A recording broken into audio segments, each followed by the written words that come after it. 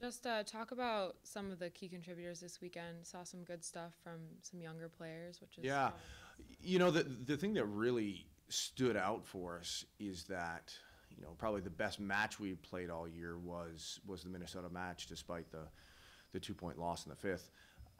The thing that stood out for us is that nobody was really doing anything exceptional. I didn't see any players out there who were having the match of their life. They were all doing things that we've seen them do repeatedly in practice. The difference is that, number one, we had everybody on the court doing it at the same time, and for longer periods of time, it was relatively consistent. Nobody was making a whole lot of errors. So it was, in a sense, it was kind of standard play, and the standard play is pretty good. And so that, the first thing, that's what stood out, is that we don't have to have people be exceptional. Just do what's in your capability and be consistent with it, and smooth out our performance. And that's kind of that's going to be the challenge for us this year, I think.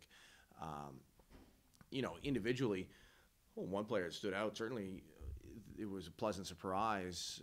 Freshman Brittany Pavich did well in the middle. I think on Saturday she ended up averaging about 3 kills per set and hitting 700. That's not easy. So really happy with that. And then, Caddy, after, kind of with the rest of the team having a difficult time on Friday night, rebounded really well on Saturday, had 2 good matches. Eula Topor on the right did well as well.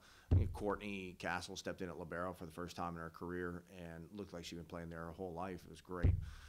And Lauren Fields in the other spot, libero, did great. The thing that stood out really was that there were no exceptional individual performances. Everybody was just doing their job within their capability, not trying to overshoot what they could do. And as long as we do that, we play pretty good volleyball. And just what are you doing with the team to prepare for the tournament this weekend at Long Island? Yeah, I mean, there's some. You come out of every weekend. There are a few specific situations that you're a little weak at, or rotations that you want to get a little bit better at. So we've got a few of those, but I think the priority is to have a week of 3 or 4 high energy practices where we get at it, get after it in 6-on-6 at the same energy and pace that we do in a match.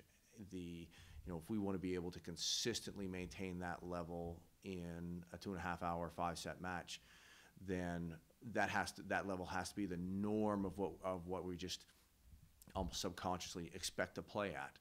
And that's a lot easier to do if you spent the previous 3 days in practice at that level, playing at that level. Then it's a lot easier to maintain it. It's not elevating your play for the match. It's just maintaining the level of play you're used to.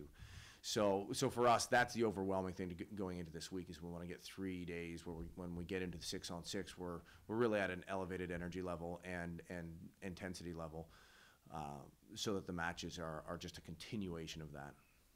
Great. All right. Thank you, and good luck this weekend. Great. Thank you.